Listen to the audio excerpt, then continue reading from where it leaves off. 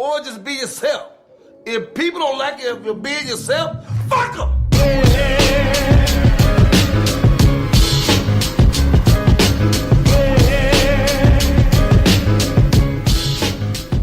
Big Los, Hollywood Kev, and welcome to another episode of The Noize on iHeartRadio. If you haven't yet, go ahead and follow us at The Noize Podcast on the Big Three, Facebook, Instagram, and Twitter. And make sure y'all check out BeatNetworkOnline.com for exclusive content from the team. And if y'all haven't noticed, Kev is back. Yeah. My man is back in the seat, back in the saddle on the mic. How are you, sir? I'm good, man. I'm good. Life. I'll just leave it at that. Life. Good to see you at least healthy for the most part. Yeah. It is still Black Podcast Month, the conclusion of Black Podcast Month. It's been a lot of fun, a lot of great conversation leading up to this. I'm really excited for this one because this time we're going over to New York. We're making that trip. Yeah. At least over the phone. We're excited to bring to the show, welcome to the Noize ear hustlers, Steven and Nieema of Sophisticated Ignorance. What's going on with you black people? Nothing. How are you, everyone? Thank you for having us. Definitely appreciate you guys coming on. Yeah. I know you guys just got done wrapping up your show. How'd everything go for y'all? It went great. We had a really great conversation about like the black family dynamics that once you reach at adult stage, you kind of realize like, yo, that shit was kind of fucked up. Yeah, I've had those moments a few times. That shit happens like every week almost. No, good deal. So just to get into your business a little bit, first of all, the name Sophisticated Ignorance I think is dope. Yeah, I love it. Super clever. How did y'all come up with the name, and I guess how did that help you guys, formulate the show? How did everything get started? Well, the name kind of like came almost immediately. I mean, everybody remembers, when Kanye says, I write my cursive in cursive, yeah, sophisticated ignorance and whatnot. But me and Nieema, we always used to just have conversations because we're best friends. So normally our conversations on the phone would range from like 1 to 4 hours, and we would just talk about any and everything possible. So it was like it only made sense for us to create a podcast about it because it would be the same conversations you would have with any of your friends about any topic. Right. So we figured why not just have it in a format where people could, either agree with us, disagree, put their input. So that's how basically the show came about. That's dope. Very dope, very dope. So I know you guys said you were friends prior to this. How did y'all connect? How'd y'all link up? Well, she claims. See, Okay, we already going to a good place. He loves doing that. No, she I'm claims. gonna tell the story. Shut up, because you always telling it wrong. Shut up. Go ahead. Oh my God. We listening. Me and Steven went to high school together, and we weren't friends in high school, but he was on the basketball team, and one of my friends was on the basketball team too. And at the time, I was the editor of the yearbook, so it was my job to know everybody. So I would see Steven in the hallway and say hi to him, and he wouldn't speak. He was just being rude because he's still rude now. I do not remember any of these Steven things. doesn't remember. I I plead- said something about 2 weeks ago when he. I remember. plead the fifth to all of this. Now, Right. Steven, just kind of, I know this is our first conversation, but just kind of piggyback off of that. I heard your ad, how you start the show off. You start off by calling niggas crusty. So I kind of believe you may have been a little rude in high school. If you look at the pool, it's not hard for it to be a fact. I hear you. All right, continue. No, but I honestly, I don't remember her and I really having conversation. I remember her in high school. I remember her, but I don't her and I ever having conversations in high school. We never had a conversation. I just said hi. Because if I saw you, I'm going to say, hey, how are you? We never talk, but I mean. Well, yeah, that was that's just me personally. That was like 13, 14 years ago. I don't recall that. Yeah, that's just me personally. Okay. I didn't want to be rude. Yeah, you trying to make it seem like I was fucking Chucky and I was just. No, because you said claim. You said claim like I'm out here talking about we was best friends in high school. I never said that. But that's basically how we became cool. We went to the same high school. Then eventually, as everybody transitioned onto social networks, Facebook became really popular. Then everybody from high school with, all became friends, and it was like, oh, we all know the same people and whatnot. Then we became cool through Facebook, and that's how our friendship really started. And that was like, what, 2010, 2011? So it's going on like 7-8 years now. Yeah. So, yeah, we've just been always cool ever since. And then it was kind of like almost ironic and coincidence that our birthdays are 2 days apart, and we both had the same sign. So we had mad similarities between us. Yeah. Hers is on Valentine's Day, and mine's is on the 16th. Damn. Wow. I don't get along with a single Libra. I do. Well, before we good, even 'cause get there, happy belated birthday. Yeah, definitely. Happy belated birthday for sure. Thank you. So I want to know, how did the podcast come about? Like, and what is it about? Is it a specific topic, or do you guys just cover a wide range of things? Originally what the podcast was for, I was like in the process of like writing a book. Basically the book was supposed to like focus on like men and how they need to be better, because there's a lot of fuck shit that we see on social media from men, and a lot of men don't hold each other accountable for the fuck shit that they do. So the book was supposed to be based on that. And at the time I was listening to other podcasts that like tackling in tax season, like Joe Budden, Rap Radar, and things of that nature. And I figured the best way to market the book was to, have a podcast to discuss, different topics that I'll bring up in the book. And then it kind of just became its own thing, where it was like, okay, I saw early on that podcasting was about to be like the next big thing in terms of media. So it was like, why not make it even bigger than just, focusing on a book? So we really didn't really have a theme. It was basically like, okay, every week we'll discuss a specific topic, and we'll just go from there. Like, it really doesn't really focus on anything in particular. It's just like any and anything people go through, or things that we may see on social media, or things that, become popular over the world. We would just discuss and air out, whether we agreed on the topic, whether we disagreed, if we had guests that we would interview, and things of that nature. That's basically how we came about with the show. Okay, so basically nothing's off limits. We talked about any and everything. We've talked about accidentally being invited to a fucking orgy party, to Whoa, hold on. Wait a minute. You're not gonna we're not gonna just skip past that. Yeah. As if that's just some shit that happens on every other Wednesday. So explain to us this accidental orgy invite. 4. Oh, and Nieema, she really, can you tell the story then? Because she's trying to keep that on the hush. No. It's a long story. You would really have to go back to that episode and listen to it. You would be doing a disservice to yourself if we just give you the cliff notes. I was really looking for the spark notes on that. Accidental invite. See, that sounds like some shit that would have happened like around the college time. This was just a normal week, it seems like. Yeah. This was How old was a that? sunny Wednesday. I was 24 here. I was 24. So that was a normal week for you at 24.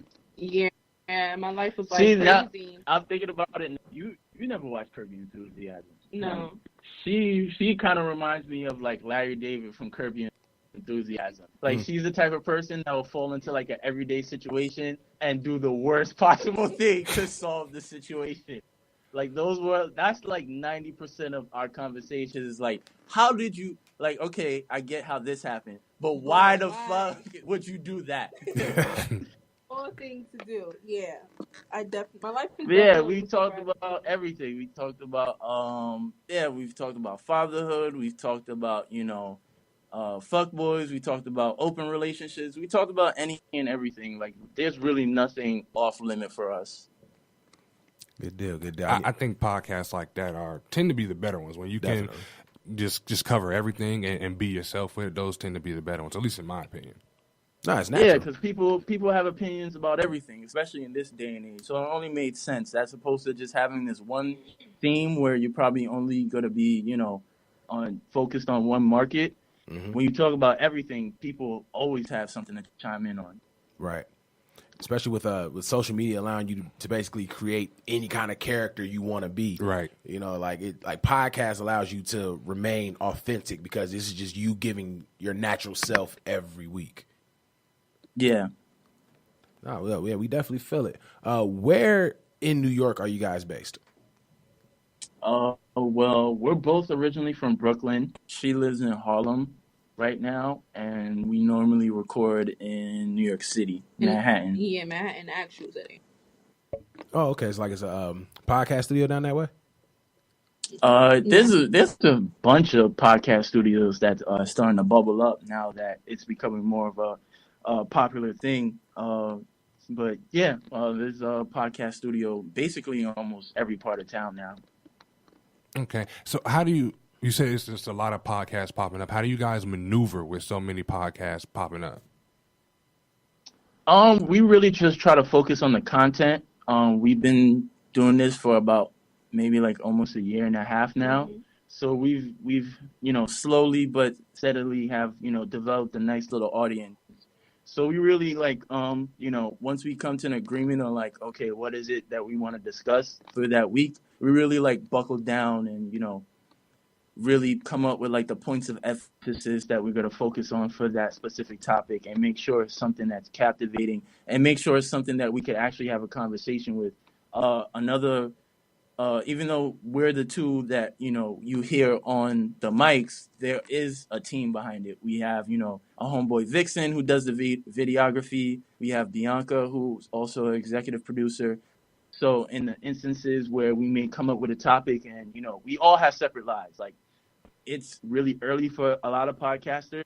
So not a lot of us are making money from podcasting. Mm-hmm. So we all, have our 9-to-5s or, all our little businesses that we are operating on the side. So at times we don't have the time to, really focus on crafting episodes. So we make sure it's like a team effort so right. that we get many opinions as possible so that maybe if her and I come up with something, maybe one of them may come up with an idea that, we weren't thinking about that we can also add on to the show. So when it comes to like the landscape, we really just try to focus on being consistent and making sure we have something for every week and making sure that the content is at a premium. Because like when it comes to like people that we bring on the show, we don't necessarily just automatically like, okay, just because you're another podcaster, we'll bring you on. We tend to like listen to your show first, see right. what kind of angle we could bring you on for the show, see what kind of content you do, and then we bring you on the show. So from what I've seen from like the other podcasts that we listen to, a lot of people literally, it almost sounds like they're winging it. Like they literally just go into the studio, just sit there for an hour and just, discuss whatever comes to mind. Whole conversation which is cool. Pops up. Yeah, it's cool if it works for you. But for a lot of, from in my personal opinion, for a lot of them that I've listened to, it's like, okay, the conversation kind of gets dull or they're not really that funny or amusing. So we really try to focus on the content itself to make sure it's like, okay, what is going to be engaging to the listener so that way we keep their attention for an hour. Gotcha. Okay, what are some of the guests you guys have had there?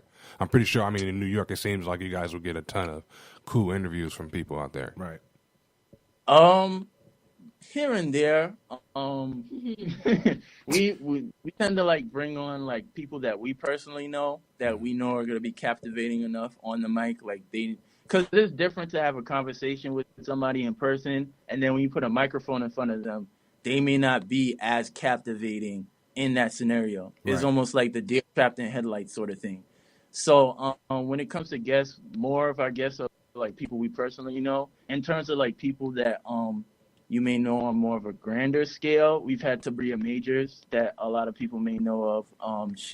That's the first one from the thing. Yeah, she's the first plus size African American woman to be on Sports Illustrated swimsuit edition. So we've had her on. So we've had her on the show. Many people may not know her from her actual name, Brittany Hall, but she used to be Hot Wings on Real Chance of Love. Real Chance of Love. On Ballers. Yeah, now she's on HBO Ballers. She's about to be on a Netflix special that's coming out soon as well. Yeah. Who else have we had on the show? We had I don't know, he's more of a New York artist. We had Ronald Draper on the show. He's a big artist out here in New York City and Harlem. He has a few foundations he does. Who else we had? We had Full Court Pumps Mandy from the Horrible Decisions podcast. Yeah, we've had her on the show. Been on here. And my thing is I kind of like to keep it fun because I have a short attention span. So if the episode isn't fun for me to pay attention to, then I know it's not going to be for our audience. So a lot of times I bring my friends on for more of like a lighter episode, something more fun and quirky and, you know, just friends sitting around having a good time. So I had a few of my friends from the industry, the beauty industry, come on the show a few times as well. We had a comedian who I've known for a few years. She came on. Soraya, she's been on here. So we try to just get people we know and people that we find interesting, that we think our audience might find interesting. And people from like different walks as well. Like people that have like their own, you know, they specialize in their own things, photographers, videographers, actors, actresses, like people that really have a story to tell. So not only are they bringing their own audience, but they may, you know, be captivating to people that's listening as well. Because a lot of people, like, you know, you may see them on social media and you like their pictures and whatnot, but it's like, okay, who are they really? Exactly. So that's what we tend to look. Yeah, that's what we tend to look for when we think of guests. No, like I said, man, I really enjoy your show. I really like the visual aspect you guys take with creating the show. Have you felt like that's been something that's been beneficial for you all going forward? Somewhat. I mean, we started kind of late with the visual aspect of it in terms of like video recording. So we're still like trying to build subscribers in that aspect. But, yeah, I think when it comes to this, it's trying to get it onto as many platforms as possible. Cause, you know, even though podcasting is growing and in my opinion, it's probably like top 3 form of media right now, it's still a foreign concept for a lot of people. Like I still have a few conversations with friends that I tried to put onto my show. And it's like, you know, for them to be able to like sit down and listen to people talk for an hour is still difficult for them. So the video aspect of it is like, okay, maybe for the ones that, you know, they prefer to like watch people talk as opposed to just listen in their headphones, at least that's also available for them as well. So we're still building the subscribers with the YouTube, and, you know, maybe eventually we'll come up with some crazy idea for YouTube as well, with us just doing random shit around the city. So you never know what we may come up with that. Oh, go ahead, Kev. No, I was going to say, like, I like you guys' structure overall. It sounds like, you know, there's a plan. It's not, like you said, you're not going in there and winging it. I think that's dope. I wish other podcasts would have that same structure. Yeah, because like I said, like when I'll listen to certain shows and it's like, okay, I want to bring you as a guest because we're all one community. And then sometimes you listen to somebody's show and I will cut it off in like, you know, after 2, 3, maybe even 5 minutes, because it's like, okay, what are y'all talking about? Right. Like, okay, especially now that, you know, you know how things become trendy when being an entrepreneur is trendy. Now podcasting is trendy. So in order for you to separate yourself from the competition, it's like, what are you doing to separate yourself from everybody else? Right. So it's like when I listen to other shows and it doesn't sound like it's structured and y'all not really, you know, listening back. Like I even had to do that for myself. Like when I first started, we would record. I would not listen to any of the episodes we record at all for whatever reason. I don't know. It just felt weird to me. But now it's like, okay, if I want the show to grow and I want it to be successful and eventually I want it to, you know, start generating income, I listen back to my shows. And I don't think a lot of podcasters do that. They just record and just put it out there. And it's like, okay, that's cool and whatnot. But it's like, okay, are you really delivering content that's going to keep the listener engaged? And not only engaged, but want it to be good enough where it's like they're telling their other friends to listen in to the show as well. And especially checking in every week. You know, that's a commitment for the listener just as much as it is for the host. And then, when you don't go back, and because you got to be your worst critic with anything that you put your name on, anything that you put your face on, you got to be your worst critic, because there's going to be other people that are going to judge you on a way bigger scale than what you judge yourself. And Yeah, this is I true. totally agree. Yeah, because I remember the first the first week they was beefing with us because Nieema forgot to take her gum out, and they was upset that first week. And I was like, "Yo, we just started. Like, Right. let us get our shit off." Exactly. Get a feel for the landscape. Now, with it sounds like y'all are doing a lot with sophisticated ignorance, and I see it going further than just a podcast. But you know, and like you mentioned, you know, podcasting is like a community. Yeah. And I didn't even realize that I follow another podcast that you do, the Culture Podcast. Oh yeah. Yes, and then I also saw that Nieema, you model, correct? No, but I should though. I was seeing something on your page like outside of the podcast, what are you guys doing? Outside of this podcast. I have my own business with my sister, so I'm in the beauty industry. I'm a makeup Okay, artist. beauty, that's what it was. Got it. All kinds of stuff. I just take really nice pictures. I mean, if somebody's gonna give you the bag, you may as well start modeling. I know, I've been asked a few times, but I haven't done anything We'll about it. We'll talk after this. But Right. you know, I'll be in. oh God. For me myself, I do have a 9-to-5 that I'm trying to eventually step out of. But outside of that, I'm basically just an entrepreneur. Do graphic design, web design. Most of the graphics and visuals that you may see on the show, the website itself, that was completely designed by myself. And also I'm part of a clothing label as well. And I'm just a creative at the end of the day. Like, I think that's what we all are. If you put the titles together, entrepreneurs and creative, is like all we're just doing is taking whatever passions that we're into and just trying to make it something. Like, I'm also trying to develop an app at the same time. Like, I literally like have just in my notes just mad shit that I just want to just do and just get done, because it's like at the end of the day, especially with the passing of Combat Jack last year, Man. and he was the type of person that always pushed the creative and wanted people to just do whatever they're passionate about and just be happy. So it was like that really inspired me to like just do as much as possible for however long I'm on Earth, because you never know when your time is up. Right. Yeah, you ain't lying about Gotta leave that a one. mark. So I heard you mention you're part of a clothing label. What's involved with that one? Like, are you just designing shirts, or are you pushing the product? How's that working? Oh, with Oliver New York, I'm more from the, I guess, operational perspective. My homeboy is more the creative director in terms of designing all the jackets and leather goods.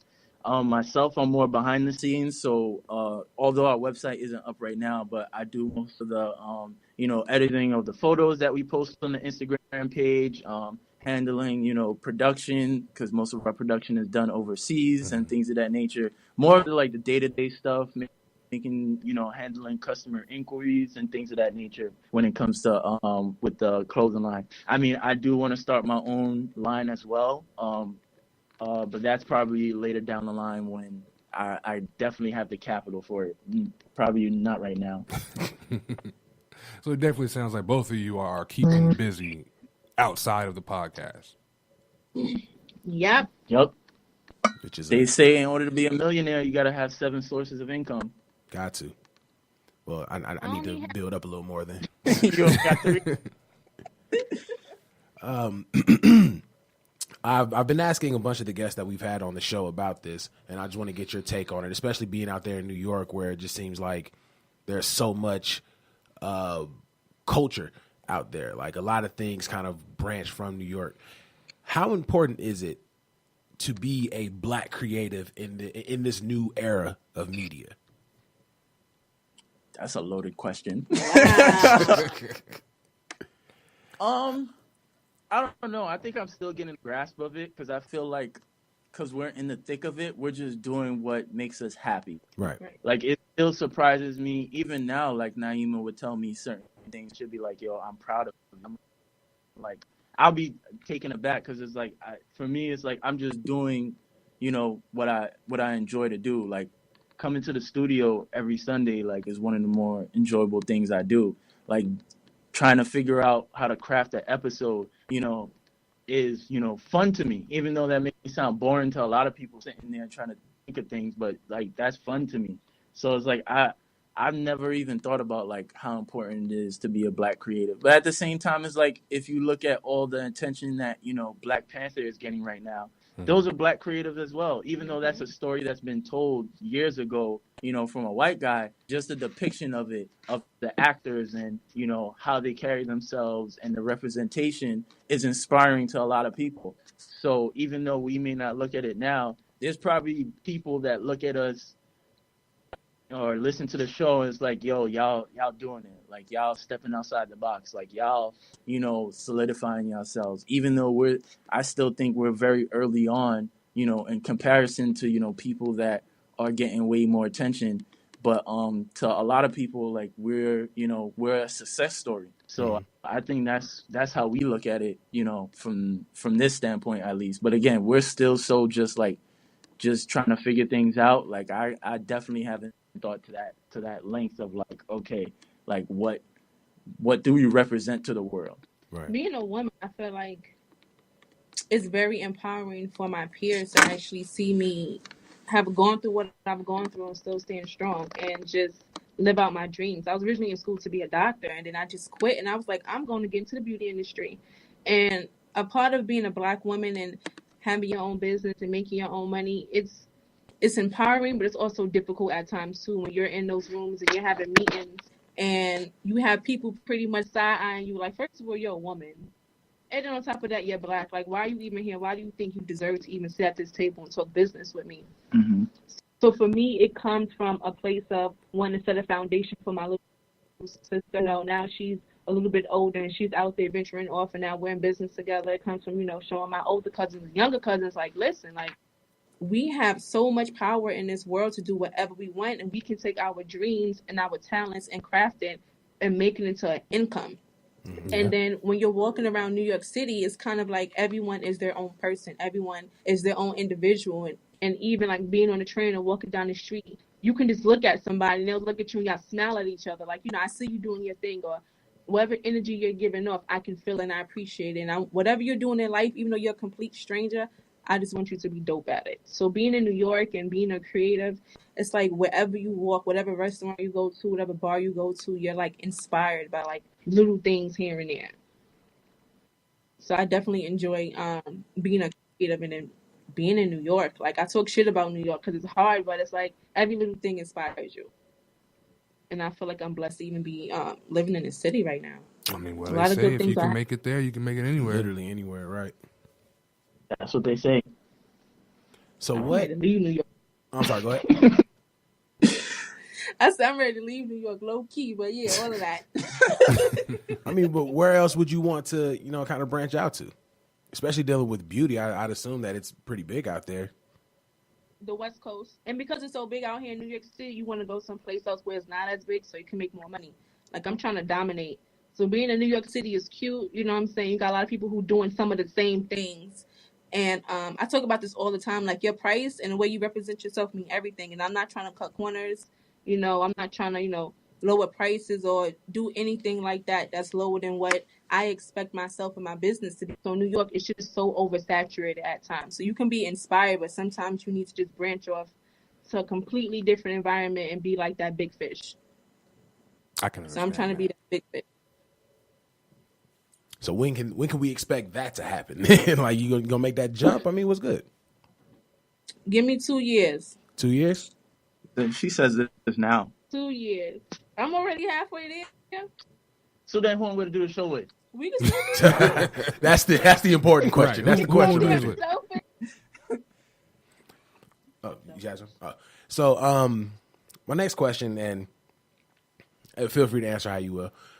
What's next for the Sophisticated Ignorance podcast? Like, with everything you plan going forward, what are the things that you want to see happen now and then going forward? Well, thankfully we've mentioned earlier, we've had certain guests like Tabria and Mandy, who they have bigger shows because their social media following, and they release great content as well. So we've been fortunate enough to attend their live shows. So that's probably one of our goals. We were supposed to have one last year, but that kind of got derailed. Some things happened, and we had to take like a brief break from recording. So a live show is probably the next big thing that I want for the show. That'll probably be it. I mean, we got a few sponsors. We're working on another one really soon for another sponsor for the show. That's another thing that when we started, I never thought we'd have a sponsor. But we've been fortunate enough to have one, and we're now working on a second one. So more sponsors. Just probably more guests, bigger guests. Eventually, just keep grinding. I think the benchmark for most people, especially in this community, is probably the read, because they're out here literally going on tours. Even Brilliant Idiots as well. They're going on fucking tours, just talking shit to people. Right. So I mean, eventually that'll probably be the main goal. But right now, probably the next thing will probably be a live show. I do have another idea, but I don't want to release that yet to the public, that I also want to work on that involves podcasting. But eventually, hopefully, God willing, within the next few months, I'll be able to showcase that to the world eventually. So with everything that you said so far, what would you say would be the biggest hurdle, whether you've overcame it or not? What do you think was probably the most difficult things you had to deal with the show? I'm gonna say consistency and actually getting people to listen. Yeah, that's probably the hard part.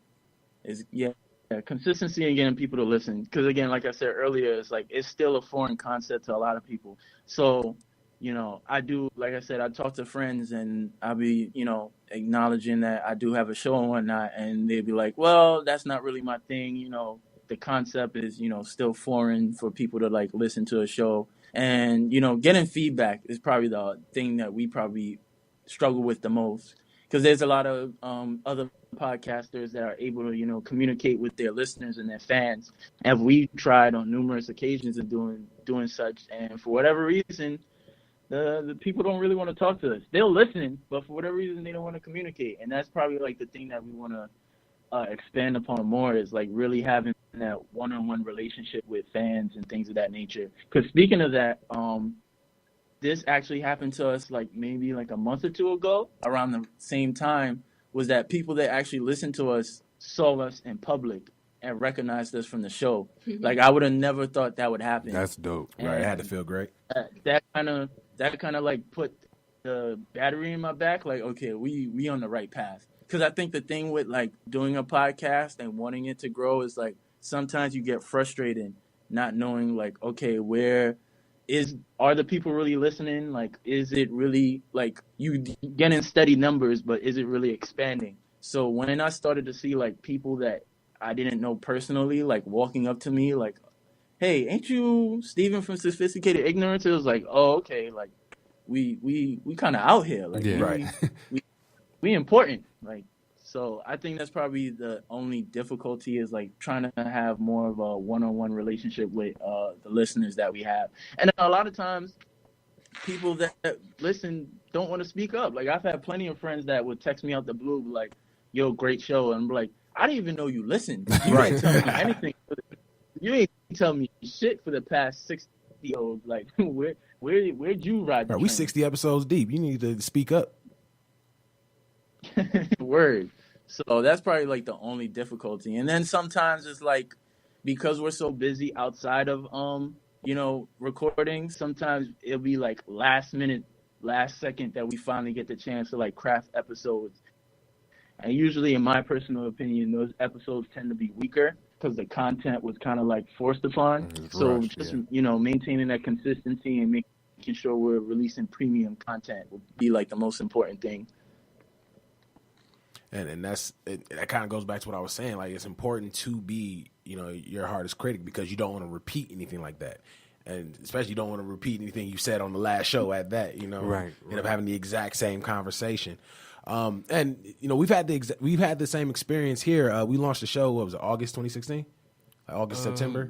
Yeah, I think it was August. Around that time, no one listened to that's podcasts. around the same time that was the same time that we released. We started September 2016. Oh, see, Same birthday, let's do it. But it's like no one listen, like podcast isn't really my thing, and then it's not really for black people. That was the weird one I kept hearing. It's not really for black folks and all this other stuff. And now you fast forward to today, every week somebody's dropping a different podcast, whether recording it on their phone or just doing it in front of a camera and putting out an audio version. Especially with with the climate changing in the black community, and everybody's trying to is saying they're woke, but not necessarily working woke, as Angela Rye would put it. Like, have you? I don't know. This may be another loaded question, but has that come up? Like, if people ever try to say that the things that y'all are talking about isn't for the community, or just try to put your blackness in question in a sense? Thankfully nobody's talked out their face like that, because we both.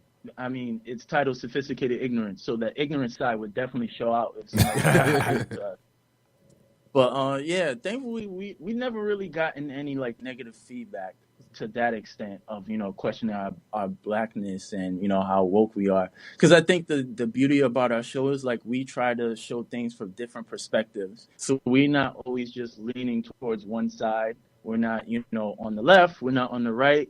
We usually discuss everything from all perspectives, so we never really gotten attacked. The closest thing we've ever had to like legit beef or whatever, or problems, this was after the Tabria Major show. That particular episode, we talked about like if if people tend to actually are dating people more for a fetish as opposed to like, is this my preference? Like, for example, like how white women would date black men, and if black men kept saying how they prefer Latino women because they're more feisty, but yet the same black women could be as feisty, if not more. So we had an episode based off of that, and Tabria has a huge social media following, and there was some like random forum where they was just saying all these rude things about us, about her. That was like the closest we ever got to like people actually having an issue with us. But besides that, like for the most part, we usually get like positive reviews about everything. Hey, and even them negative comments, shit, all publicity, good or bad, is definitely it's all beneficial. Yeah, that's how I looked at it. It was like, all right, I believe that was episode 9. So the fact we was making noise at episode 9 meant we was doing something right. Yeah, and to make noise like that so early in New York, yeah, that's a different breed. Yeah, I think that's what's like really, like inspiring for us here in Vegas, because we look at Vegas as small. So when we have the the random conversations with listeners that we didn't even know were checking in, it's like, okay, that's dope. Like it's a friend's friend or a cousin of somebody or whatever.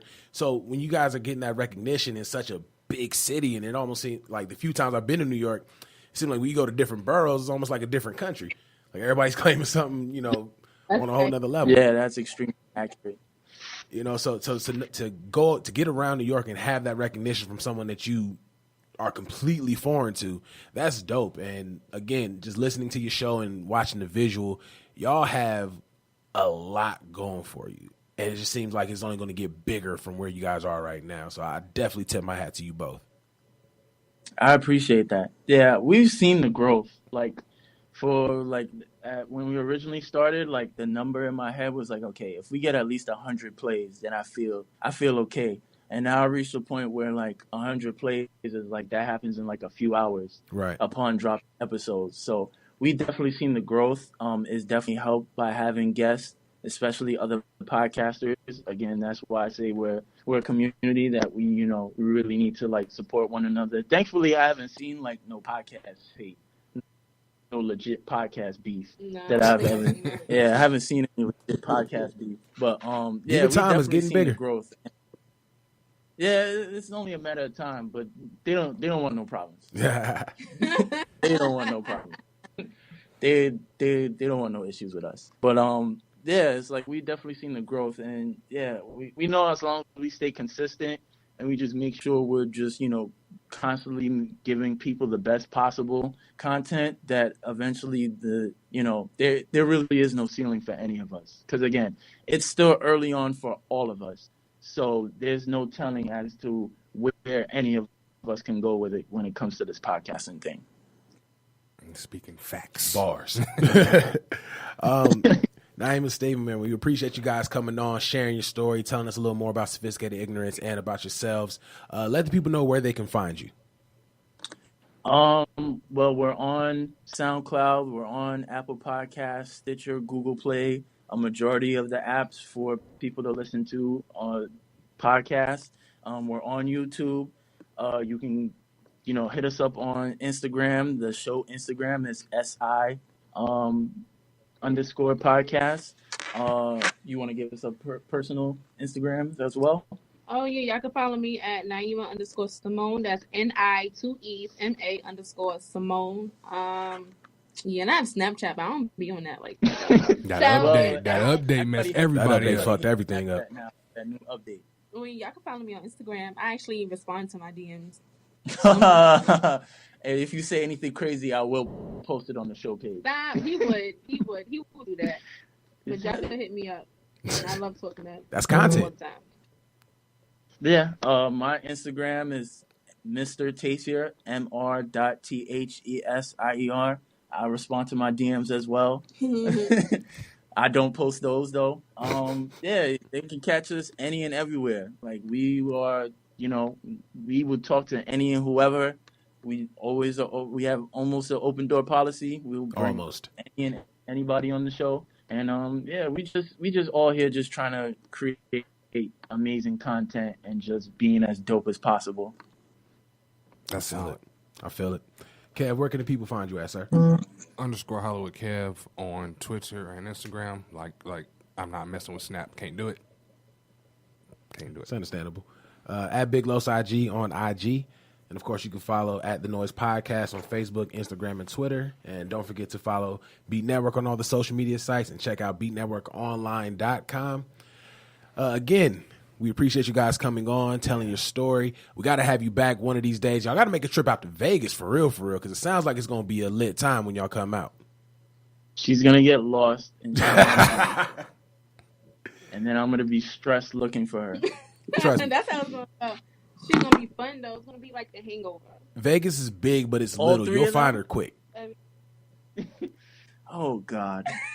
Bring the whole team out, too, at that. Bring Bianca, bring Vixen, bring the whole team. That's a fact. You got insurance? I got insurance. We got to bring Vixen and Bianca to Vegas. You know how lit that'll be? Yo, we going to get in so much trouble. That's a real situation right there, and I'm all for it. Yeah, me too. As long as Hennessy is kind of powering the movement, I'm all for it. No. I just say the cold word. Y'all not going to find me with Hennessy in my system. Yes, we are. Hennessy is the great equalizer. I got I to don't check know my about phone that. on. It's the Find greatest my equalizer. friends. You gotta Again, make sure your Find My Friends is on when Hennessy is around. Yes. listen, if you got your Find My iPhone app, then you're good. And we thank y'all for bringing us on and reaching out to us all the way from Vegas. I was like, how the hell are we gonna do this shit? Everything is possible, brother. You know that. This is true. We are black creatives. We overcome all the odds. Exactly. It's in our blood. It's in our heritage. That's a fact. But again, thank you guys for coming on. And to all the ear hustlers out there, we appreciate you guys tuning in. As always, we appreciate your support. And as always, it's Big Los. Hollywood Kev. It's The Noize.